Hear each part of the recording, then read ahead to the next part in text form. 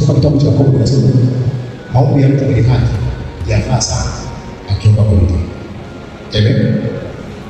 Ndio Kiingereza si sabuni kwa. Ndio Kiingereza. Kwa fasiri ya New International Version inasema maombi ya mtu mwenye haki, the prayer of faith is powerful and will effect. Amen. Kwa maombi ya mtu mwenye haki yana nguvu na effective. Nikisema effective maana yake yanajibiwa. Haleluya. Kwa maombi hayawezi kujibiwa kama sio mtu mwenye haki. Amen.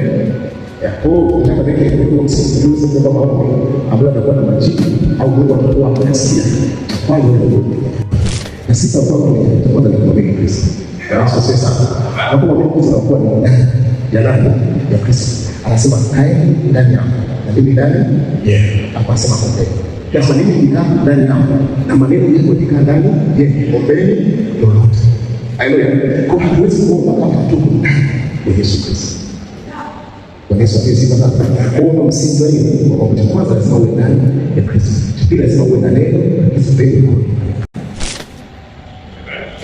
Kuna haki.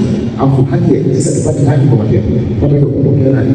Kupokea Yesu Kristo. Kwa Yesu asifiwe sana. Kwa tutakuwa na maombi ambayo tumegawanya kwa aina tano. Amen. Haleluya. Hata kwa wingi wewe tutaona. Amina. Amina. Amina. Ya basi tuombe. Asante.